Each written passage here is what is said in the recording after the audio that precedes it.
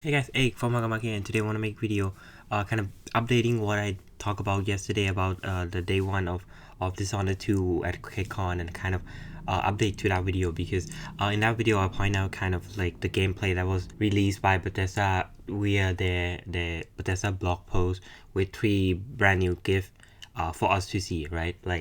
But we never actually get any gameplay. However, for those who actually went to QuackeCon, there is an exclusive look into the gameplay of Dishonored 2 that the people who went there get to see, and those hasn't leaked on the internet. And for those who go there, that is kind of like a big news. That's like, oh, okay, they get to see the gameplay and they can kind of talk about it. And unfortunately, not a lot of journalistic websites are reporting on this new at all. I don't know, because maybe Dishonored 2 is not the big news, or maybe they're focusing on Prey or Quake Live or other new game that was announced by Bethesda, because this is how our market work is that, well, when a new game come out, people always talk about the newest of game. There's actually a couple sites that report on the news, but most of them didn't actually go to the actual QuakeCon event, so they didn't actually get to see the gameplay. So all they're reporting on is the same 3 gameplay GIF that I have, and kind of analyze the Bethesda blog post, which is not really interesting because that's what everyone can do. Everyone can go to Bethesda blog post and look through the information over at their website. And some of these are pretty disgusting as well. Gamespot is being the worst with, like, they're posting a video on the website that recapping what happened at QuakeCon, right? And they put Dishonored 2 in the name of the video, and obviously people click on the video because, well, everyone is excited for Dishonored 2, and there's no gameplay of Dishonored 2, and there's no mention of Dishonored 2 at all. So that video is getting tons of thumb down on GameSpot website right now, and it's kind of really clickbaiting, and people are arguing over whether that is justified or not. And obviously it is not, because, well, you're a journalistic website and you kind of reporting that you have certain information when you really don't have. So that's GameSpot. A couple other websites also reported as well.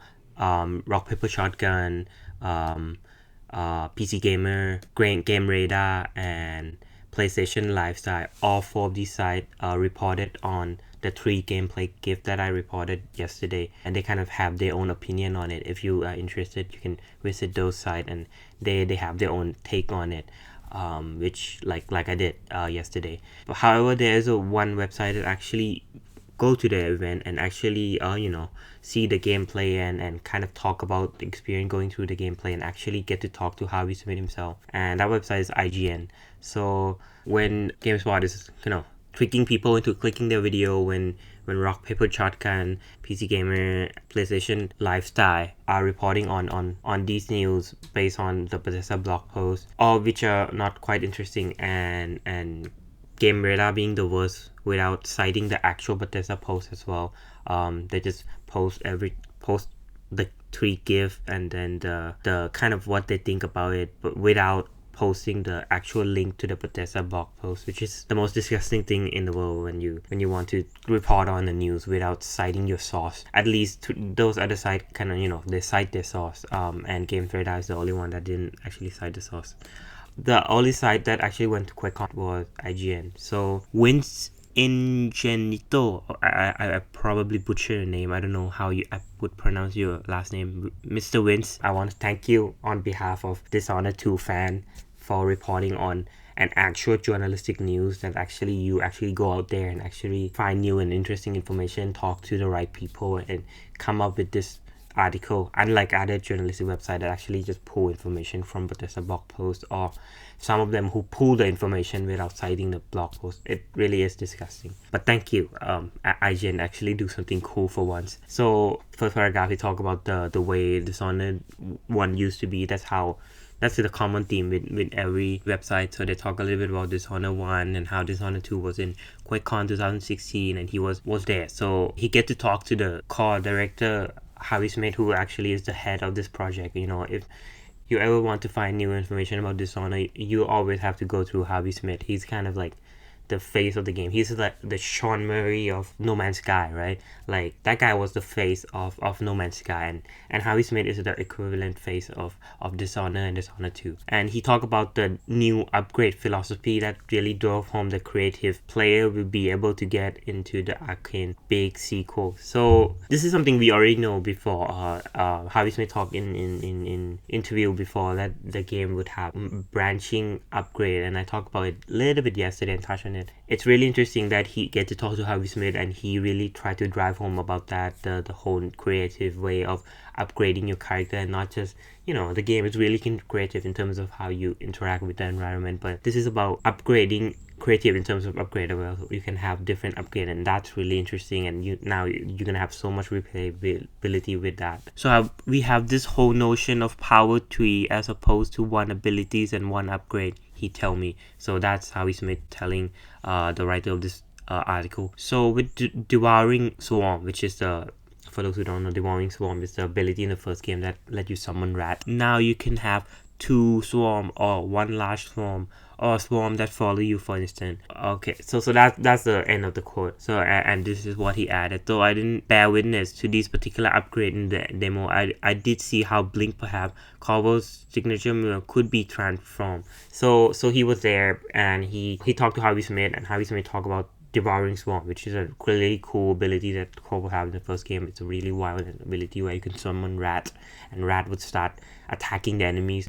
And now he's talking about you can summon group of rat, or 1 large group, or 2 group, or a group that would follow your character. And that's really interesting in terms of upgrade. And he unfortunately he didn't get to see that in action, didn't get to see that in gameplay, and that's really cool for journalistic website to report as well. Not just, oh, this is what this guy told me, so I'm gonna report this. He say, oh, okay, this guy told me something, and I unfortunately I didn't get to see it, but it's still useful information because that was told to him. So he went on to say that I spot at least 2 upgrades for Blink during the attendee exclusive demo. One was Blink Kit, which we get to see in the gameplay GIF that Bethesda released, that sent the target careening through the air with concussive force immediately after blinking toward him. The other was a seamless Blink execution that allowed Corvo close up the gap between him and his player before unceremoniously slicing their throat. Both of these options give Blink newfound relevance as an offensive technique, and that's the interesting aspect in this, is that the upgrade allows you to change the abilities in a really cool and different way.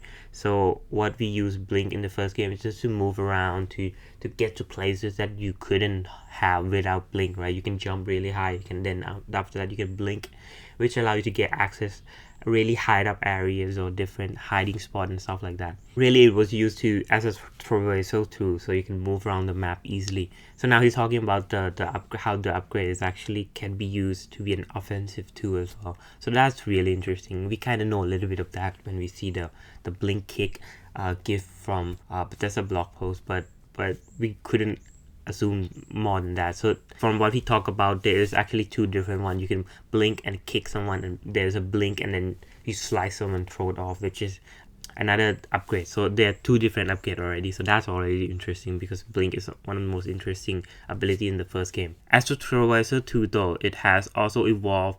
What wasn't in the demo was a new upgrade inspired by the Knife of Dunwell DLC pack for Dishonored 1, which according to Smith's description allow Corvo to stop time mid-blink, then redirect himself. That would allow him to blink around obstacle corners safely and stealthily, or otherwise take a moment to look around and find a more advantageous spot to end his blink. And that would be an addition to more basic upgrade to things like blink distance. So we kind of know this already. This is the same ability that Doubt had in the Knife of Dunwell DLC, and everyone have a really positive reception to that. Everyone is saying blink is cool abilities, but when you're mid-air and you try to aim precisely, it can be very difficult. But when you play as Doubt in the DLC, everyone was happy with how it worked out, because Doubt would allow you to essentially stop time and kind of aim where you want to put your blink onto, and then you release it and then the time continue. So it allows you to do crazy stuff. I like about that Harvey Smith told him that, you know, you can kind of go to places and high up. You can double jump, stop at midair, and kind of aim around and get like a really accurate blink into to the position you want to be. So it's really cool that they're now putting that as a new upgrade in this game, and that's gonna be really huge for the player who play the game. Then Harvey Smith went on to say every ability has 3 to 5 ways to upgrade it now. So that's interesting. We know it can be upgraded. We didn't know the scope of how much that is the case. And he said when I asked him if the fan reaction to some of the streamlining that occurred between his classics and its more coolly received sequel information, his team decision for Dishonored 2. This is a question about how his name was work on many projects, right? He worked on Deus Ex before it, and Invisible War, and kind of the other great game as well. And in a way, you can view Dishonored 2 as a dumbed down version of those game that really give you full option like Deus Ex and stuff like that, especially the older one. He did say that over time I have learned from my mistake. And he going on to explain that he really want to listen to the top 10 things that people liked about the game Dishonored 1 and double down on that. So that's kind of how he feels. So it's really not answering the question. He's not saying whether how he dumped down the game, whether it's different from the original project that he has worked on that, you know, kind of put him on the map in the first place, or whether he think that Dishonored 2 really do give people choice enough to do that. It was really weirdly phrased, the question as well, so I don't know how he actually interpret the question, and his answer is kind of confusing. Listen to the top 10 things that people like about the Dishonored 1 and double down less. Maybe he's saying that like, oh, okay, people like Dishonored 1, so we want to do more of that and make it more interesting and more unique, and that's cool. But, you know, I mean, I think there's a better way to answer that question personally, but he obviously want to make it the best game possible, and the team has really shown that they're really talented Arcane Studio. They have made really widely different game, and Dishonored is probably one of their most successful titles. And yeah, I'm super excited for Dishonored. And it's cool that someone actually reported on this, because there's a ton of people there, a ton of people who get to see the gameplays, but very few people actually reported on it. And the people who reported on it are people like RockPaperShotgun, PCGamers, and PlayStation. What is it? PlaystationLifestyle, which they didn't actually go to the event themselves. And it's kind of a joke, because this site doesn't even disclaim it. These guys, like, they disclaim it, but like they say it in such a short way, like RockPaperShotgun. They say, oh, the footage hasn't leaked yet, so we will have to make do with the GIF instead. So why don't you just say, oh, I didn't actually go to the actual event, I didn't actually get to see the gameplay, but Bethesda post this and I'm gonna talk about it. You know, that is way more honest and way more genuine than saying, oh, there's no leaked gameplay yet, might as well just use a GIF instead. It's like, it's very half-assed way to say that. And I'm kind of pissed about that, and I'm going on a little bit of rant here.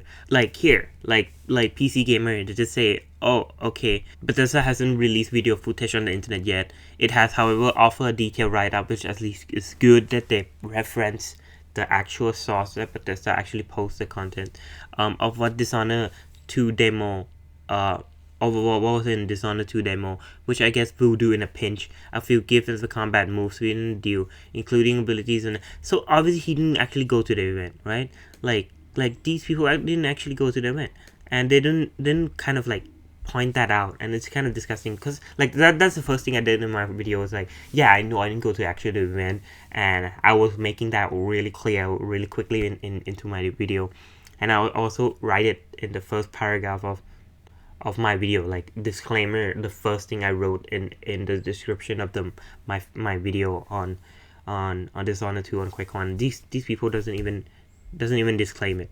And like here, GamesRadar is the worst. They didn't even cite the source of where they get the information and the GIF from. They just put it there, like, yeah, and then they describe the GIF, and that's okay. That's really okay.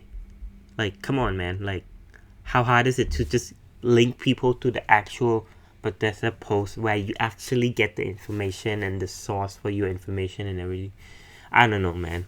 But that's my little rant on journalistic website, journalistic Like, it's cool. IGN actually go out there. Like, Mr. Vincent, thank you. Like if you want to go check it, I'm gonna put it in the description. Like, he deserved it. He deserved the like your click, right? He deserved like the people going into his site and reading about these stuff, right? And I know IGN have a lot of, they have more resources and stuff they can do, and they have good relationship, that's the word I'm looking for, with a lot of developer. So obviously they are in better position than a lot of these sites, but at least point it out, right? Like, if you weren't there, just say you weren't there, right? Like, don't make it ambiguous. But yeah, that's how I feel. Mr. Vince in Ingenito, I don't know how you pronounce that. I'm sorry, dude. But thank you for reporting on this. But yeah, that's really interesting articles, and actually someone did a journalistic work for once, and that's really cool.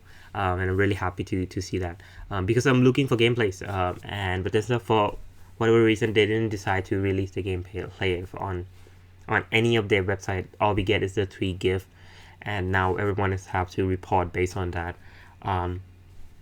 So yeah, that's at least cool that someone who actually were there are willing to report and talk about it, which is what journalist website is supposed to be all about. Anyway, that's outside of the topic at hand, and I'm going on too much of a rant. But yeah, thank you for watching, and see you guys. Peace.